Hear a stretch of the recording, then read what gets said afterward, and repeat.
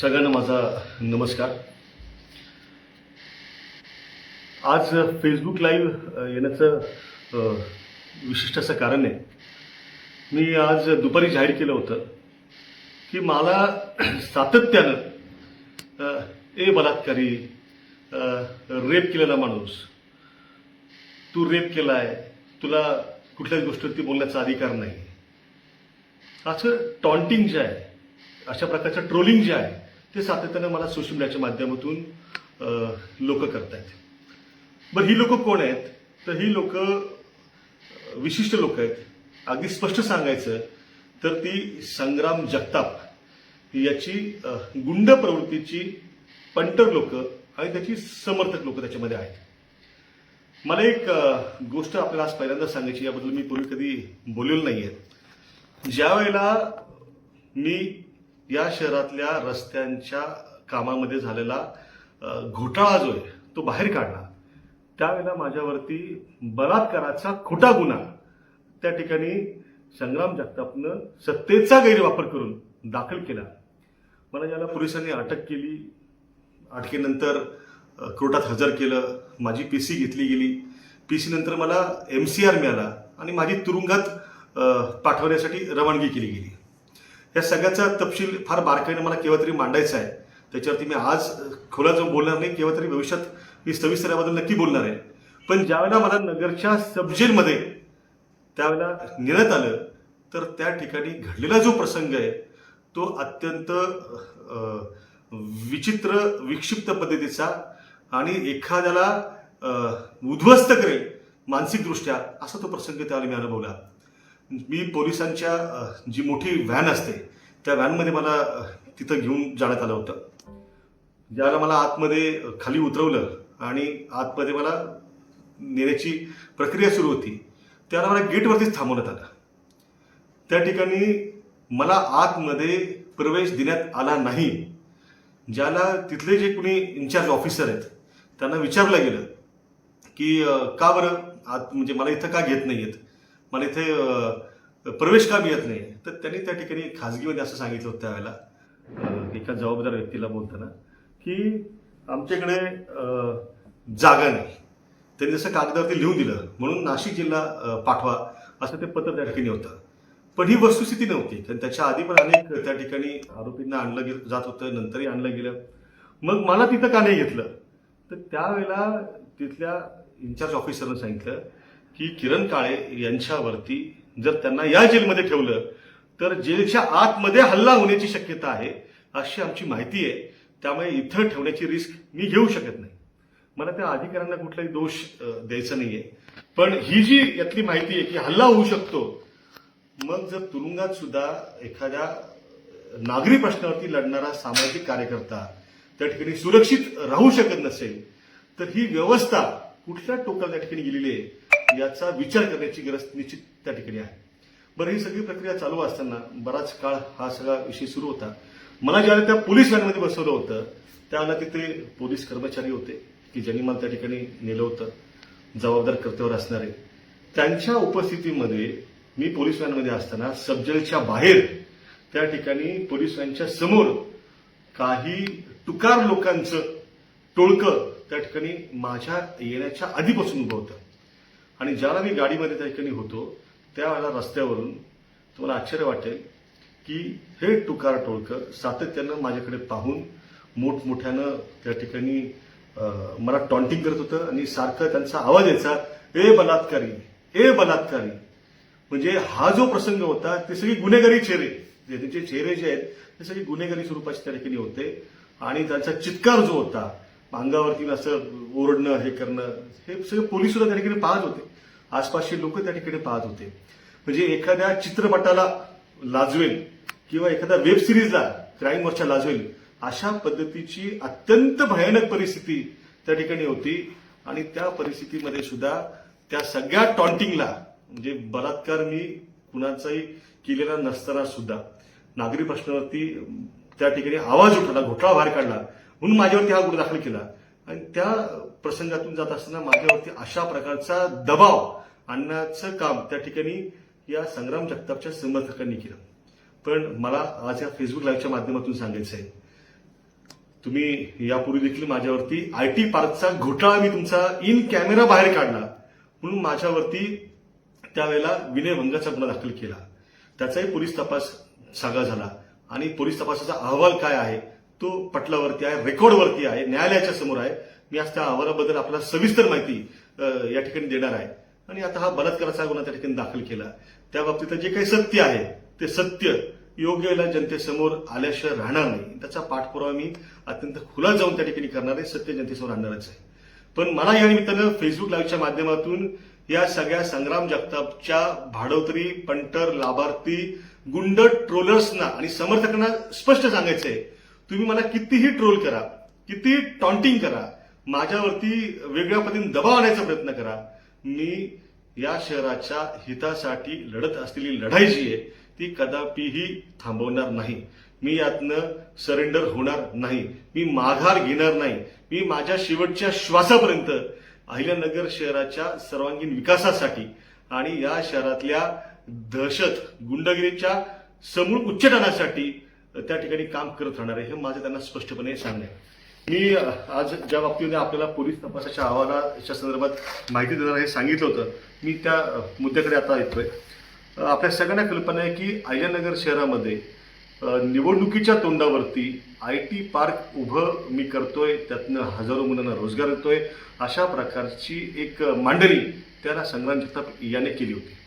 त्यावेळेला त्याची खूप मीडियातनं चर्चा पण झाली, अनेकांनी त्याचं स्वागतही केलं. मला वाटतं की जर समजा कुणी असा प्रयत्न करत असेल आणि त्यातनं तरुणांना रोजगार देत असेल, इथली MIDC डेव्हलप होत असेल, तर मी देखील त्याचं स्वागत करण्याची भूमिका ठेवणारा कार्यकर्ता आहे. त्याबद्दल काही दुमत माझंही असण्याचं कारण नाही.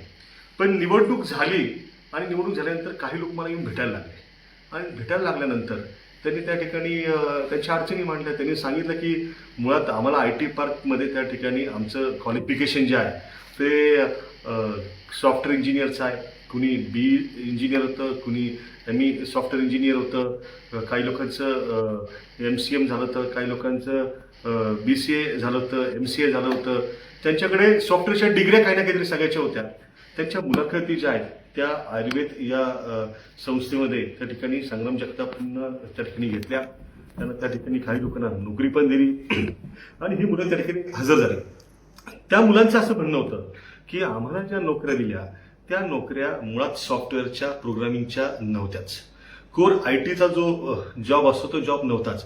त्यांना त्या ठिकाणी रद्दीमध्ये, अक्षरशः रद्दीमध्ये पडलेली जुनी पुस्तकं, जुना काही डाटा हा त्याला त्या ठिकाणी देण्यात यायचा आणि त्यांना सांगितलं होतं की तुम्ही ह्या सगळ्याची डाटा एंट्री करायची. त्या मुलांनी याबद्दल आक्षेपही नोंदवला, पण त्यांचा आक्षेप त्यावेळेला यांनी दहशतीच्या जोरावरती धुडकावून लावला. त्यांना सांगण्यात आलं की तुम्हाला जे काम दिलंय ते तुम्ही मुकाट्यानं करा. मी त्यांना बोलायची सुद्धा सोय त्या ठिकाणी नव्हती. मग नंतर निवडणूक झाली, मतदान झालं, निकाल लागला. या मुद्द्यावरती त्याला एक वेगळं वातावरण म्हणून त्यांना विजय सुद्धा त्या ठिकाणी मिळाला. आणि ह्या सगळ्यानंतर ह्या सगळ्या मुलांना ज्यांना तिथं नोकरी दिली गेली होती त्या मुलांना अचानक तुम्हाला आम्ही नोकरीवरनं काढत आहोत, उद्यापासून तुम्ही यायची गरज नाही असं सांगून एका मिनिटात त्यांना बेरोजगार करण्यात आलं. बेरोजगार केल्यानंतर साधारणतः काही मुलांचे 2 महिन्याचे, काहींचे 3 महिन्याचे, काहींचे त्यापेक्षा जास्त काळाचे पगार जे हे पगार या लोकांनी दिलेच नाहीत. म्हणजे जे काही कष्ट करून त्यांचे टायपिंगच्या कामासाठी त्यांना रिक्रूट केलं गेलं होतं त्याचा पगार तुम्ही देऊ शकत नाहीत. बरं, यातली काही मुलं जी आहेत ती धाडसानं त्या ठिकाणी संग्राम जगतापच्या ऑफिसवरती गेली. त्यांनी त्यांचे जे काही ऑफिसमध्ये लोक आहेत त्यांच्याला सांगितलं की अशा अडचण आमचे पगार झाले नाहीत, तर पगार आमदार साहेबांना द्यायला सांगा. या मुलांना त्या ठिकाणी शिवीगाळ केली गेली. त्यांना सांगितलेले तुम्ही जर परत इथं याल तर तुमचे हातपाय आम्ही तोडू, तुम्ही कुठे जाऊन कंप्लेंट केली तर आम्ही तुमच्या घरादारावरती चालू. शेवटी लक्षात घ्या की सर्वसामान्य कुटुंबातली ही जी मुलं आहेत ती मुलं त्या ठिकाणी अशा प्रसंगामुळे घाबरून गेली. त्यांनी हा प्रसंग त्यांच्या कुटुंबियांना सांगितला. त्यांच्या कुटुंबियांनी सुद्धा त्यावेळेला मुलांच्या सुरक्षिततेला विचार करून त्या ठिकाणी त्यांना सांगितलं की ठीक आहे, नाही तर नाही पगार, आता परत काय तुम्ही त्या ठिकाणी त्या पगाराची मागणी करण्यासाठी काही जाऊ नका, ती लोकं काही चांगली नाही. यातली काही मुलं, त्यांचे काही कुटुंबीय माझ्यापर्यंत आले आणि त्याच्यानंतर मी त्यांना हे सगळं ऐकल्यानंतर, हकीकत ऐकल्यानंतर सांगितलं की तुम्हाला कायद्याने अधिकार आहे, तुम्ही पोलीस स्टेशनला जा. या संदर्भामध्ये तुम्ही तुमची तक्रार जी आहे ती सर तक्रार फसवणुकीची जी तुमची झाली तुम्ही सांगताय ती त्या ठिकाणी नोंदवा. पण त्या ठिकाणी एकही मुलगा किंवा एकही मुलगी किंवा त्यांचा एकही पालक त्या ठिकाणी पोलीस स्टेशनमध्ये जाऊन तक्रार देण्यासाठी तयार नव्हता. त्यांच्या चेहऱ्यावरची भीती, त्यांचा तो कापरा आवाज मला अजूनही आठवतो. म्हणजे एवढी दहशत त्यांच्या मनावरती की त्यांना या सगळ्यापेक्षा, त्यांच्या फसवणुकीपेक्षा त्यांना त्यांची सुरक्षितता जी आहे ती त्यांना महत्त्वाची वाटत होती. आणि दुर्दैवानं यापैकी एकाही व्यक्तीची फिर्याद फसवणूक होऊन देखील त्या ठिकाणी दाखल होऊ शकली नाही. पण ह्या सगळ्याचं एक माझ्याकडे गाऱ्हाण आणि मागणं त्या ठिकाणी होतं. त्यांनी सांगितलं की भाऊ ठीक आहे, आमची फसवणूक झाली, पण आता इथून पुढे अन्य कुणाची फसवणूक होऊ नये यासाठी तुम्ही याचं सत्य जे आहे ते सत्य सगळ्यांसमोर आणलं पाहिजे अशी आमची आपल्याला विनंती आहे. त्या विनंतीचा विचार करून नंतर मी आणि माझे काही सहकारी आम्ही आमचा एक कॅमेरा घेतला आणि आम्ही IT पार्कच्या तथाकथित बिल्डिंगच्या ठिकाणी गेलो आणि बिल्डिंगची प्रत्यक्ष पाहणी केली. बिल्डिंगची पाहणी केल्यानंतर त्या ठिकाणी जे काही तिथलं सत्य आहे ते इन कॅमेरा संबंध नगर शहराला आम्ही त्या ठिकाणी दाखवलं. त्यात हे समोर आलं की त्या ठिकाणी संग्राम जगतापनं जो काही IT पार्क सुरू केल्याचा दावा केला होता, हा दावा अत्यंत फोल होता. ती बनावटगिरी होती, फसवेगिरी होती. तिथे कोणतीही IT कंपनी नव्हती. हे त्या इन कॅमेरा लाईव्ह मधनं त्याचा भांडाफोड त्या ठिकाणी झाला. ते सगळं सोशल मीडियामध्ये आणि युट्यूबवरती आहे. आपण कुणी ते सर्च करून त्या ठिकाणी पाहू शकता. बरं, तिथून आम्ही ज्याला बाहेर पडलो आणि बाहेर पडल्यानंतर आमच्या कानावरती एक बातमी त्या ठिकाणी आली की एक महिला MIDC पोलीस स्टेशनमध्ये त्या ठिकाणी माझ्या विरुद्ध फिर्याद देण्यासाठी येऊन बसते. तिचं म्हणणं असं होतं की किरण काळे यांनी त्या ठिकाणी माझा विनयभंग केला, माझा हात ओढला, मला शिवीगाळ केली, मला लज्जा उत्पन्न होईल अशा प्रकारचं गैरकृत्य त्या ठिकाणी किरण काळेनं केलं. बरं, त्या भगिनीबरोबर अनेक लोकही त्या ठिकाणी पोहोचले होते. हे लोक जे आहेत हे सगळे लोक त्या ठिकाणी संग्राम जगतापचे पंटर होते, त्याचे गुंड कार्यकर्ते समर्थक होते. आणि त्यांची मागणी होती की तुम्ही किरण काळेवर आताच्या आत्ता गुन्हा दाखल करा, त्याला अटक करा, त्याला बेड्या ठोका, नाहीतर आम्ही त्या ठिकाणी रास्ता रोको करू आणि पुढच्या परिस्थितीला प्रशासन जबाबदार राहील. बरं, ह्या सगळ्या मागे संग्राम जगतापचा एवढा अट्टहास होता की जर गुन्हा दाखल झाला नाही तर आम्ही त्या ठिकाणी तणावाची परिस्थिती निर्माण करूच. पण तो एवढ्यावर नाही थांबला. त्यानं त्यावेळेला राज्यातल्या 3 बड्या मंत्र्यांना त्या ठिकाणी पोलिसांना, प्रशासनाला फोन करायला लावला. पोलीस प्रशासनावरती सत्तेच्या माध्यमातून मंत्र्यांना फोन करायला लावून दबाव आणला आणि माझ्यावरती त्या दिवशी सदर भगिनींनी जी काही फिर्याद दिली त्यातून माझ्यावरती विनयभंगाचा गुन्हा त्या ठिकाणी दाखल झाला. त्याची ही FIRची कॉपी या ठिकाणी आहे. त्याच्यामध्ये माझ्यावर IPCच्या विनयभंगाचा जो गुन्हा आहे 354, 452 आणि शिवीगाळ दमदाटी यासाठी 504, 506 त्याप्रमाणे गुन्हा दाखल झाला. ठीक आहे, गुन्हा दाखल झाला. पण याच्यानंतर ज्याला पोलिसांनी तपास केला त्या तपासाचा हा सगळा अहवाल आहे. याच्यामध्ये सगळा त्या घडलेल्या घटनाक्रमाचा जो काही चिठ्ठा आहे तो सगळा याच्यामध्ये आहे. आणि याच्याबद्दलची माहिती मी आपल्याला देतोय. मी जे काही सांगतोय याच्यामध्ये माझं म्हणणं नाहीये, हे म्हणणं पोलिसांचं आहे. आणि ते तपासाअंती सर्व बाजूंची पडताळणी केल्यानंतर, पुराव्यांची पडताळणी केल्यानंतर समोर आलेलं आहे. त्यामुळे इथून पुढे मी जे काही सांगणार आहे हे पोलिसांचं म्हणणं, हे लक्षात घ्या. यात माझा वैयक्तिक कोणत्याही प्रकारचा कुणावरतीही काहीही आरोप नाहीये. त्याच्यामध्ये ज्या वेळेला पोलिसांनी तपास केला आणि तपासाच्या बाबतीमध्ये याचं चार्जशीट जे आहे ते तयार करण्यात आलं. त्याच्यामध्ये अंतिम अहवालाचा प्रकार नावाचा एक कॉलम असतो. त्यामध्ये पोलिसांनी स्पष्टपणे सांगितलंय की ही माहिती जी आहे ही माहिती खोटी आहे, ही फिर्यादच खोटी आहे. मी इथं हात लावलाय कारण की मुद्दामून या ठिकाणी सदर फिर्यादी महिलेचं नाव आहे आणि मला त्या नावाबद्दल काही बोलायचं नाही, डिस्क्लोज करायचं नाही. याच्यामध्ये खोटी या ठिकाणी असं स्पष्ट पोलिसांनी नमूद केलेलं आहे.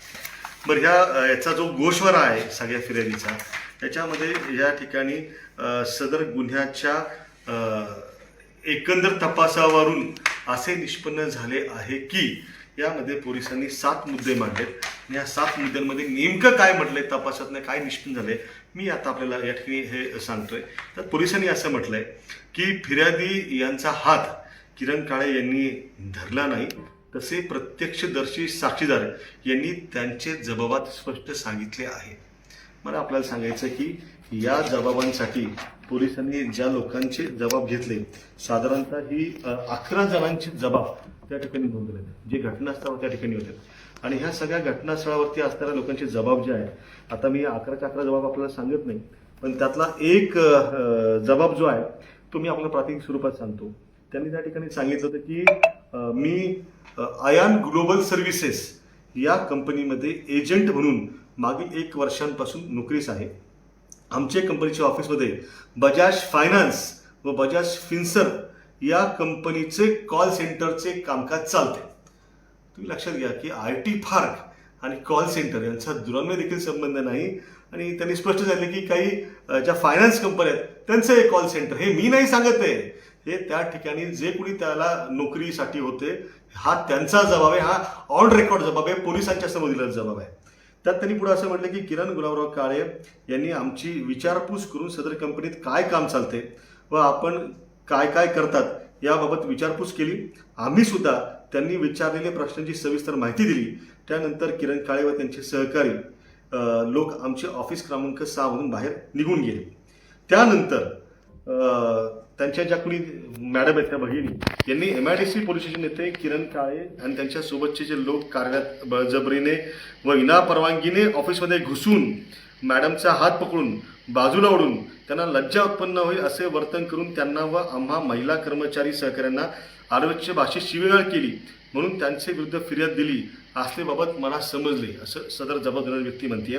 परंतु त्या व्यक्तीचं म्हणणं असं पुढं आहे की प्रत्यक्षात किरण काळे आणि त्यांच्या सोबत आलेल्या लोकांनी आमच्या ऑफिसमध्ये येऊन विचारपूस केलेली आहे.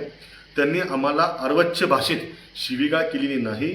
तसेच मॅडमचा किरण काळे यांनी हात धरलेला त्या ठिकाणी मी पाहिलेला नाही, हे त्यांनी त्या ठिकाणी स्पष्ट नाही. असे जबाब एकाचे नाही तर जवळपास 11 लोकांचे त्या ठिकाणी आहेत.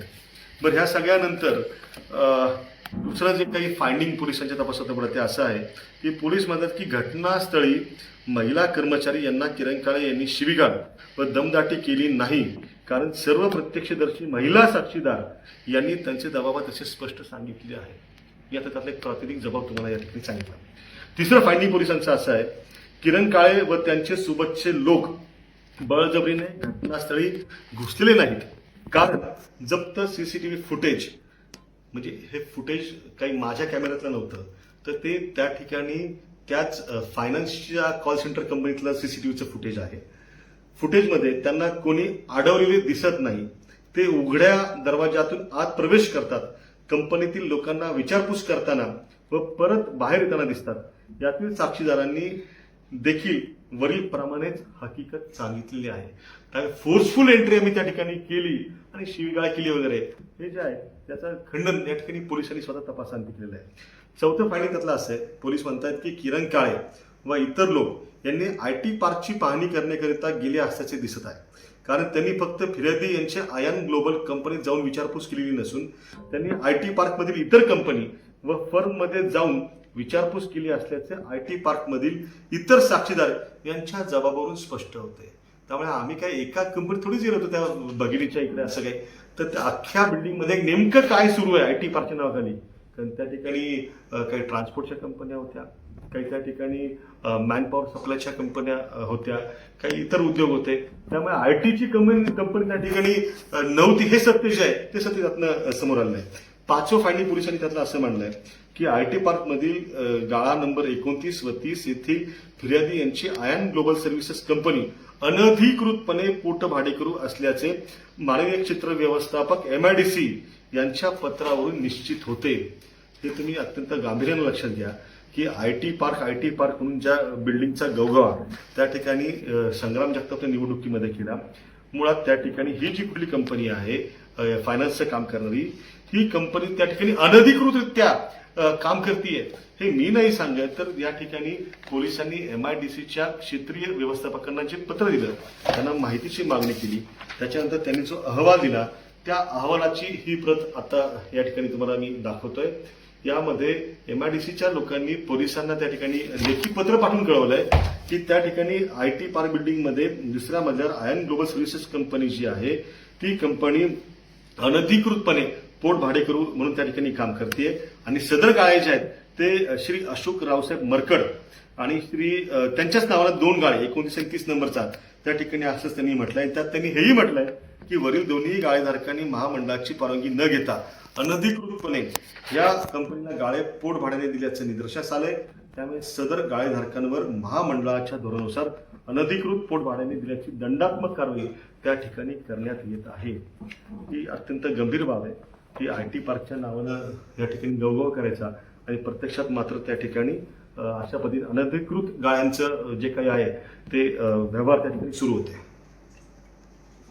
पोलिसांचं त्यातलं पुढचं फायंडिंग जे आहे की फिर्यादी यांना कंपनीचे शॉप ऍक्ट व कंपनीचे जागा मालकीबाबतचे कागदपत्र सादर करण्याची CRPC 91 प्रमाणे नोटीसची बजावणी पोलिसांनी केली. एकदा नाही वारंवार केली, परंतु त्यांनी सदर बाबत कोणताही ठोस पुरावा सादर केला नाही.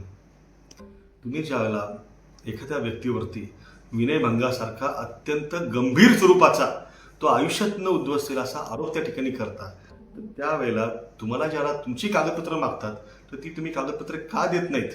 याचं कारण स्पष्ट आहे की त्या ठिकाणी IT पार्कच नाही तर IT पार्क असल्याची कागदपत्र जी आहेत ती कशी काय ते देऊ शकतील? त्यामुळे फिर्याद नोंदून सदर त्या ठिकाणी भगिनी गेली, पण तिने कुठलीही कागदपत्र त्या ठिकाणी पोलिसांना शेवटपर्यंत सादर केली नाही.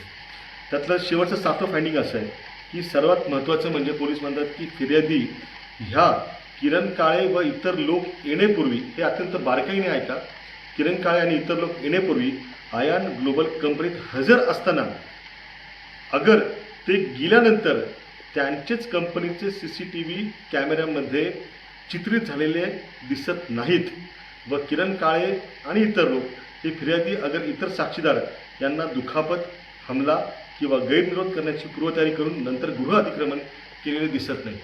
त्यातनं अत्यंत स्पष्ट होत आहे, पोलीस असं सांगत आहे की सदर महिला भगिनीचा विनयभंग किंवा तिच्याबरोबर गैरवर्तन होण्यासाठी त्या ठिकाणी ती भगिनी त्यावेळेला मी तिथे असताना उपस्थितच नाही आहे, ती त्या बिल्डिंगमध्येच उपस्थित नाही आहे, तर तिचा विनयभंग होईल कसा?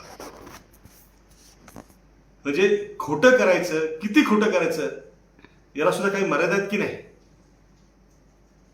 हे मी नाही सांगते, पोलीस सांगतायत. आणि ज्याच्यात फायनल रिमार्क जो पोलिसांनी याच्यात मारला आहे त्याच्यात पोलिसांनी जे काही म्हटलं हे तुम्हाला मी शेवटचा रिमार्क करायला सांगतो. पोलीस अहवालात त्यांनी असं शेवटी म्हटलंय की सदर गुन्ह्यातील आरोपी म्हणजे किरण काळे यांनी सदर गुन्हा केलेला नसून फिर्यादी यांनी द्वेष भावनेने किरण गुलाब काळे व इतर लोकांना त्रास होण्याच्या उद्देशाने सदरची खोटी फिर्याद दिली असल्याचे तपासात निष्पन्न झाल्याने सदर गुन्ह्याची ब वर्गात वर्गवारी होऊन त्याची ब वर्ग समरी मंजूर होण्यास विनंती आहे.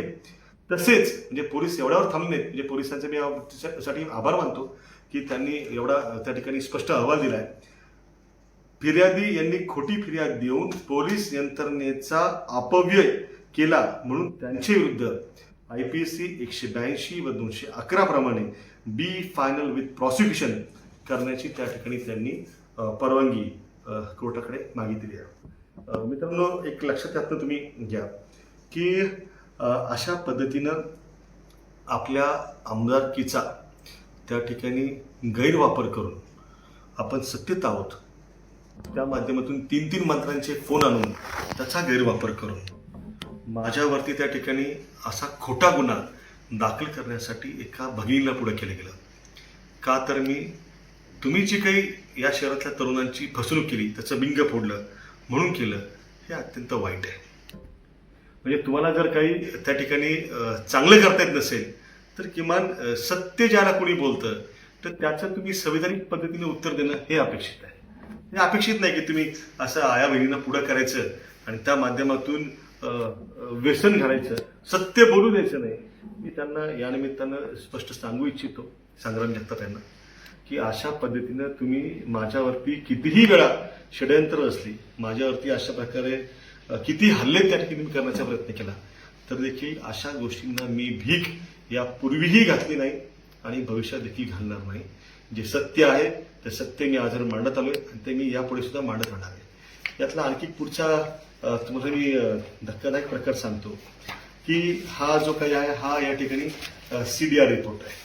CDR रिपोर्ट आपल्या सगळ्यांना कल्पना आहे की पोलीस तपासामध्ये अनेक जे फोन कॉल्स आहेत ते ट्रेस केले जातात. त्या ठिकाणी फिर्यादीचे आणि माझे फोन कॉल्स आहेत ते ट्रेस केले गेले. ज्यांना या CDR रिपोर्टचा अभ्यास त्या ठिकाणी मी आणि माझ्या सहकार्याने केला त्याला असं आमच्या लक्षात आलं की ज्या वेळेला आम्ही IT पार्कच्या बिल्डिंगमध्ये होतो त्यावेळेला सदर महिला भगिनी फिर्यादी जी आहे तिथं ती उपस्थितच नव्हती. आम्ही गेल्यानंतर तिची एंट्री त्या ठिकाणी आहे. म्हणजे हे पोलिसांनी ज्याला त्यांचं CCTV फुटेज तपासलं तर त्या फुटेजमध्ये पण समोर आलं आणि तसं त्यांनी रिपोर्टमध्ये नमूद सुद्धा केलंय. तसं या ठिकाणी चार्ट आहे, त्या चार्टमध्ये पण त्यांनी स्पष्ट त्याच्याबद्दलची माहिती जी आहे ती माहिती दिलेली आहे. ठीक आहे. त्याचा म्हणजे कॅमेरा नंबर 4, कॅमेरा नंबर 3, 2 आणि 1 याच्यामध्ये मी कधी आलो, किती वाजता आलो, किती वाजता म्हणजे 10:54 त्या ठिकाणी माझी एंट्री आहे आणि 11:23 माझी त्या ठिकाणी एक्झिट आहे. हे त्याच त्या ठिकाणी आहे. तर या बाबतीमध्ये मी तिथे असताना सदर महिलेची एंट्रीच त्या बिल्डिंगमध्ये नाहीये हे त्याच बिल्डिंगमध्ये CCTV मध्ये सिद्ध झालेलं आहे.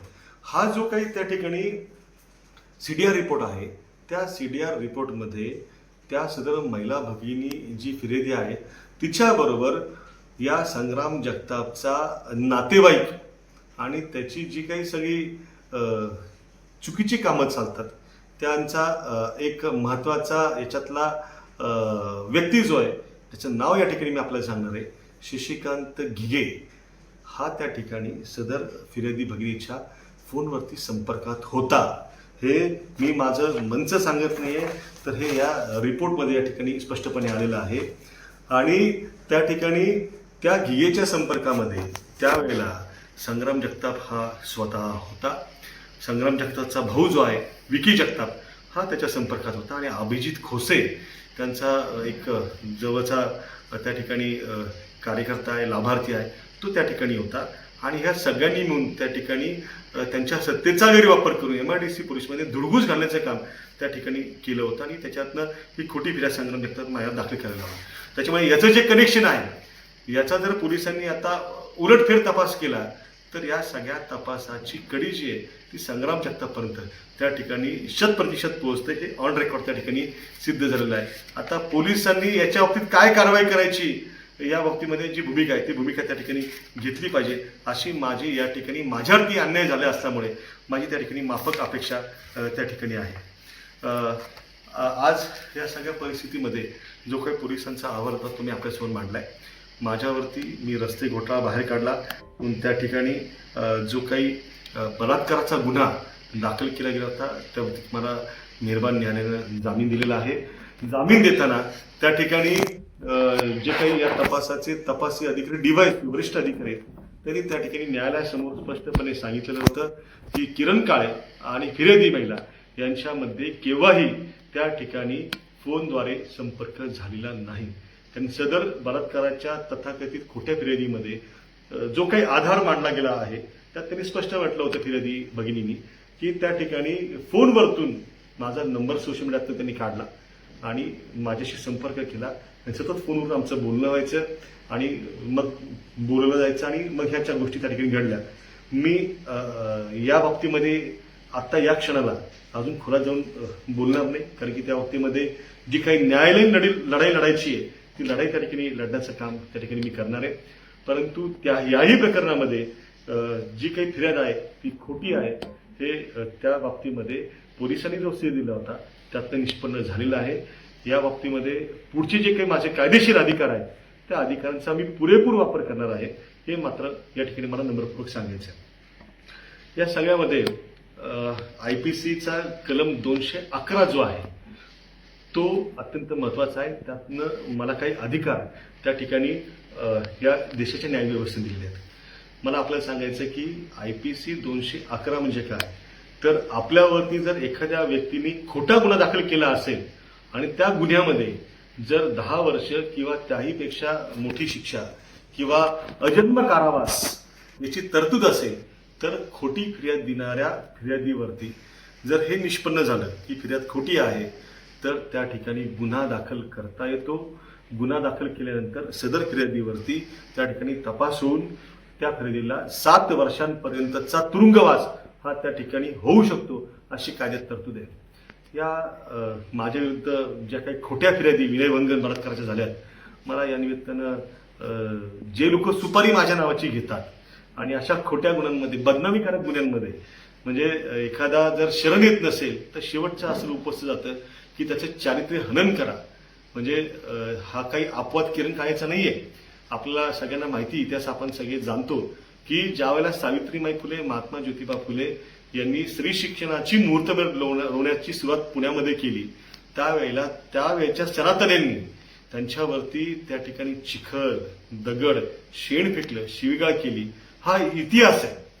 ज्यावेळेला डॉक्टर बाबासाहेब आंबेडकरांनी 20 मार्च 1927ला महाडचा सत्याग्रह केला, चौदार पाण्याचं सत्याग्रह ज्याला आपण म्हणून ओळखतो, त्याला सुद्धा त्याला अनेक हजारो दलित बांधव त्या ठिकाणी उतरले आणि जाती व्यवस्था त्यावेळेची, अस्पृश्यता याच्या निवारणासाठी त्यांनी ते पाऊल उचललं होतं. त्याही वेळेला समाजातनं एका वर्गाने त्यांना मोठा विरोध त्या ठिकाणी झाला होता.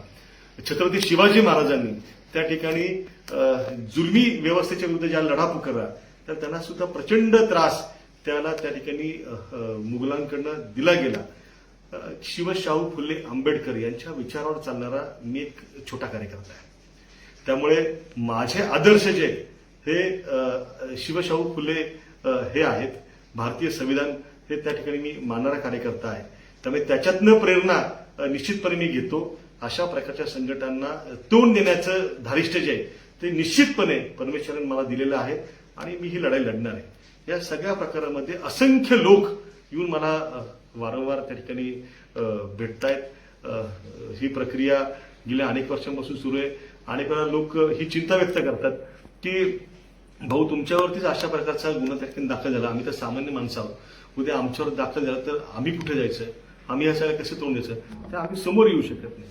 म्हणजे ही शोकांतिका आहे. लोकांवरती एवढी दहशत त्या ठिकाणी या शहरामध्ये आहे. आपलं एक जुनं उदाहरण या निमित्तानं मी आठवण करून देऊ इच्छितो की एक निवडणूक या शहरात झाली होती की त्या निवडणुकीमध्ये विनीत पाऊल बुद्धे विरुद्ध अरुण बलवीन जगताप असा नगरपालिकेसाठी सामना झाला होता. त्यावेळेला अरुण जगतापच्या विरुद्ध जे उमेदवार होते त्यांच्याबरोबर प्रचारासाठी उतरायला सुद्धा लोक घाबरायचे. त्या ठिकाणी ते मत मागायला जर गेले तर लोक त्या ठिकाणी नाकं मोडून निघून जायचे. असं वाटत होतं की विनीत पाऊल बुद्धे हे निश्चित पराभूत होतील आणि त्या ठिकाणी दहशतीचा विजय होईल. प्रत्यक्षात त्या ठिकाणी निकाल ज्याला लागला त्याला हे चित्र समोर आलं की लोकांनी विनीत पाऊल बुद्धे यांना विजयी केलं. आणि त्यानंतर अरुण जगताप आणि त्याच्या पंटर लोकांनी त्या ठिकाणी लोकांना जे टीव्ही वाटले होते ते टीव्ही टेम्पो लावून घराघरातनं शिवीगाळ करून, दंबाजी करून गोळा केले आणि ते टीव्ही घेऊन ते त्या ठिकाणी पसार झाले. त्यामुळे लोक समोर येत नाहीत, याचा अर्थ लोकांचा त्या ठिकाणी अशा प्रवृत्तीला विरोध नाही. असा जर कुणाचा गैरसमज असेल तर त्यांनी त्या गैरसमजातनं बाहेर यावं. अन्यथा काळ जे आहे हे या सगळ्याला उत्तर आहे. या सगळ्याची जी काही सत्तेची मस्ती जी चढलेली आहे ती मस्ती उतरवण्याचं काम करण्यासाठी या अहिल्यानगरची जनता जी आहे ती अत्यंत सुज्ञ त्या ठिकाणी आहे हे त्यांनी लक्षात ठेवावं. मी IPC 211 जे सांगितलं होतं मगाशी, त्यात आता मी या फेसबुक लाईव्हच्या माध्यमातून जाहीर करतोय आज की माझ्या विरुद्ध द्वेष भावनेतून त्या ठिकाणी जी खोटी फिर्याद मी IT पार्क आणि या क्षेत्रातला रस्ते घोटाळा बाहेर काढून दाखल केली, मी या विरुद्ध माननीय उच्च न्यायालयामध्ये, मुंबई हायकोर्टाच्या खंडपीठामध्ये त्या ठिकाणी याचिका दाखल करणार आणि या बाबतीमध्ये मी न्याय जो आहे तो न्याय व्यवस्थेकडे त्या ठिकाणी मागणार आहे. आणि मला विश्वास आहे की पोलीस तपासातनं जे काही सत्य समोर आलंय त्यात या खोट्या गुन्ह्यांसाठी ज्या माता भगिनींना पुढे करून त्या ठिकाणी माझ्यात गुन्हे दाखल केले त्यांच्यावरती गुन्हा दाखल करण्याचा जो अधिकार मला कायद्याने दिलेला आहे तो अधिकार त्या ठिकाणी मी बजावणार आहे. ज्यांनी माझ्या नावाच्या सुपाऱ्या घेतल्या, माझ्या विरुद्ध त्या ठिकाणी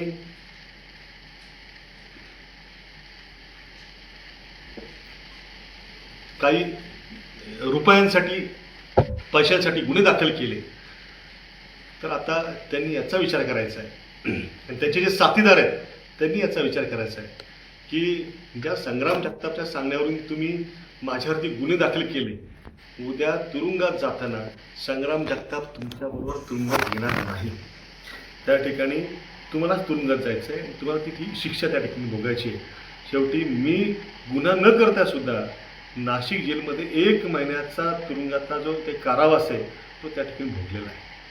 तुरुंग ही अत्यंत घाणेरडी जागा आहे, अत्यंत वाईट जागा आहे.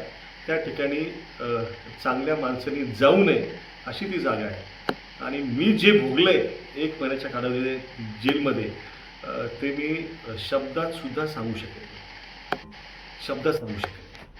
योग्य येईल त्याला मी याच्यावरती मला जे काही अनुभव आले ते सुद्धा मी सगळ्यांसमोर मांडणार आहे.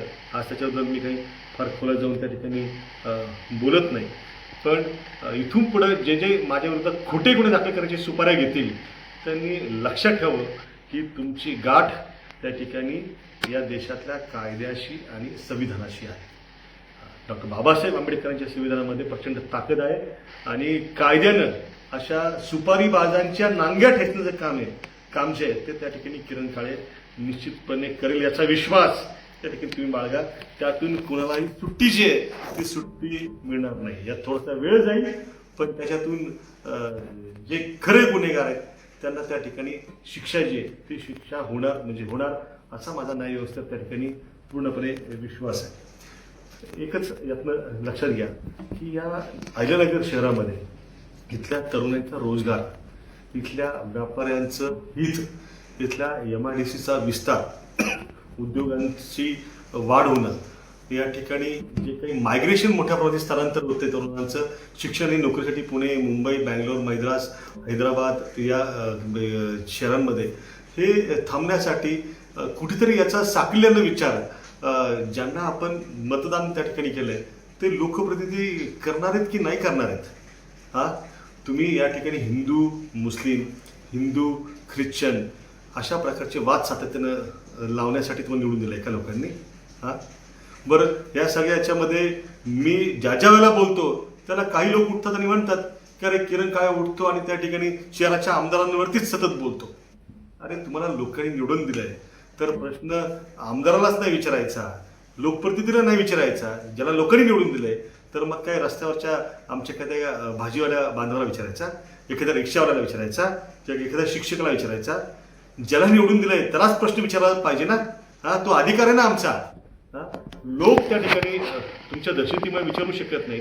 त्यांच्या मनातील प्रश्न किरण काय त्या ठिकाणी सातत्याने विचारत असतो. माझं काही कुणाशी वैयक्तिक भांडण नाही आहे, हा काही व्यक्तिद्वेष नाही आहे. पण ज्याला त्या ठिकाणी लोकांनी निवडून दिलंय त्या ठिकाणी त्याला प्रश्न विचारण्याचा अधिकार सुद्धा या देशाच्या लोकशाही व्यवस्थेनं या ठिकाणी मला दिलेला आहे. त्यामुळे तुम्हाला प्रश्न मी कालही विचारले, तुमच्या चुकीच्या कामांबद्दल मी वेळोवेळी आवाज उठवला. तो मी उद्याही तुम्हाला प्रश्न विचारणार आणि उद्या या विरोधात आवाज उठवत आणणार हे तुम्ही लक्षात त्या ठिकाणी ठेवा. आज या शहरामध्ये संग्राम जगताप हा या शहराचा धनंजय मुंडे त्या ठिकाणी झालेला आहे. आणि या नगरच्या धनंजय मुंडेचे अनेक वाल्मिक कराड या शहरामध्ये त्यानं जन्माला घातले. आणि हे जे काही संग्राम जगतापचे या शहरातले वाल्मिक कराड आहेत ते आज या शहरामध्ये प्रचंड धुडगूस त्या ठिकाणी घालत आहेत. मित्रांनो, पोलीस स्टेशनपर्यंत जाऊन त्या ठिकाणी फिर्याद दाखल करण्याची हिंमत ही लोकांमध्ये नाही आहे. आणि सर्वसामान्य माणसांच्या या मर्यादांचाच त्या ठिकाणी गैरफायदा घ्यायचं काम संग्राम जगताप आणि त्याची वाल्मिक कराडांसारखी जी पिलावळ आहे या शहरातली तत्सम गोळा केलेली, जन्माला घातलेली, पोचलेली ती या ठिकाणी करते. अनेक लोक मला सातत्यानं भेटतात, खाजगीमध्ये त्यांचं मन मोकळं करतात. दुर्दैव असं आहे की त्यांचा विश्वास माझ्यावरती आहे, ते त्यांची ओळख जी आहे ती समाजासमोर आणून त्या ठिकाणी त्यांचं म्हणणं मांडू इच्छित नाहीत. त्यांना भीती वाटते की किरण कायला जर हे तुरुंगात टाकतात तर आमचं काय. ठीक आहे, या सगळ्याच्यातनं आज जरी लोक समोर येऊन कॅमेरावरती बोलू शकत नसतील तरी एक दिवस असा येईल त्या ठिकाणी की या शहरातली लोक जे ती बंड करतील, ती क्रांती करतील. आजही तुम्ही लक्षात घ्या की 80,000 लोकांनी विधानसभेच्या निवडणुकीमध्ये तुमच्या विरोधात कौल त्या ठिकाणी दिलेला आहे. आणि तुम्ही निवडणूक कशी जिंकली आहे हे सुद्धा नगरकरांना माहिती आहे. त्यामुळे ही जी काही वाल्मिक कराड प्रवृत्ती जी आहे ही प्रवृत्ती फार काळ या ठिकाणी चालणार नाही हे तुम्ही त्या ठिकाणी लक्षात घ्या. मी आधीचं काही बोलत नाही, एकच शेवटी सांगतो की उद्याच्या काळामध्ये मी नगरकरांच्या हिताचं जे सातत्याने बोलतोय आणि संग्राम जगताप या शहराचा आमदार म्हणून त्याला जे प्रश्न सातत्यानं विचारतोय, त्याचे घोटाळे बाहेर त्या ठिकाणी एक लोकप्रतिनिधी म्हणून त्या ठिकाणी जे चुकीचं तो वागतोय ते काढतोय, यासाठी माझ्यावरती पुन्हा पुन्हा विनयभंग, बलात्कार या व्यतिरिक्त अन्य प्रकारचे सुद्धा गुन्हे दाखल करण्याचं षडयंत्र त्या ठिकाणी संग्राम जगताप आणि त्याच्या वाल्मिक कराडांचं त्या ठिकाणी सुरू आहे, याची मला पूर्ण कल्पना आहे. आणि त्यांचा हेतू आहे की यातनं मला थांबवलं पाहिजे. उद्या जर किरण काळेची संग्राम जगतापच्या हस्तकांनी त्याच्या सूचनेवरनं हत्या केली तर त्याचं सुद्धा आश्चर्य वाटून देऊ नका. कारण यापूर्वी या शहरामध्ये आमच्या 2 शिवसैनिकांची हत्या झाली होती, हे नगरकरांना माहिती आहे. SP ऑफिस जे या शहराच्या कायदा सुव्यवस्थेचं मुख्य केंद्र आहे, त्याच्यावरती सुद्धा हल्ला करून त्या ठिकाणी संग्राम जगतापला पळवून नेलं गेलं होतं आणि त्या गुन्ह्यामध्ये अनेक लोकांना त्या ठिकाणी नंतर तुरुंगवारी झाली होती, हेही नगरकरांना माहिती आहे. जे लोक SP ऑफिसवरती हल्ला करू शकतात, जिथे पोलीस सुरक्षित नाहीत, तिथे किरण काळेची हत्या करायचं जर संग्राम जगतापनं ठरवलं तर ही सुद्धा काही मोठी गोष्ट त्या ठिकाणी नाहीये, याची मला पूर्ण कल्पना आहे. आणि उद्या जर माझं असं काही वाईट झालं तर त्या ठिकाणी या सगळ्या प्रकाराला सर्वस्वी संग्राम अरुण जगताप हा त्या ठिकाणी जबाबदार राहील, हे मी अत्यंत स्पष्टपणे त्या ठिकाणी फेसबुक लाईव्हच्या माध्यमातून तमाम नगरकरांना या ठिकाणी सांगतोय. या सगळ्या प्रकारामध्ये जरी हे धोके त्या ठिकाणी असले तरी माझ्यासमोर आदर्श कोण आहेत तर नरेंद्र दाभोळकर त्या ठिकाणी माझे आदर्श आहेत. त्या ठिकाणी गौरी लंकेश हे माझे आदर्श आहेत, महात्मा गांधी हे माझे आदर्श आहेत. या सगळ्यांची हत्या त्या ठिकाणी अशाच पद्धतीने केली गेली होती. आणि हे जे काही नथुराम गोडसे जो गांधींचा त्या ठिकाणी हत्यारा होता, त्याच्यानंतर लॉरेन्स, ही जी काही सगळी आजकालची चुकीची आदर्श हे जे काही क्राईमची लोक आहेत, संग्राम जगताप सारखी जी राजकारणाच्या माध्यमातून गुन्हेगारीकरण करतात, हे आदर्श माझे असू शकत नाहीत आणि हे समाजाच्या हिताचे देखील आदर्श नाहीत. त्यामुळे तरुण पिढीने सुद्धा यातनं स्वतःला वाचवलं पाहिजे आणि आपण योग्य मार्गावरती कसे राहू त्याचा विचार त्या ठिकाणी अंतर्मुख होऊन केला पाहिजे. अशा गोष्टींना मी घाबरत नाही. माझा उद्या जीव गेला तरी सुद्धा मी थांबणार नाही. जे नगरच्या हिताचं आहे ते मी त्या ठिकाणी मांडत राहणार. एवढंच बोलतो आणि आपली रजा घेतो. जय संविधान.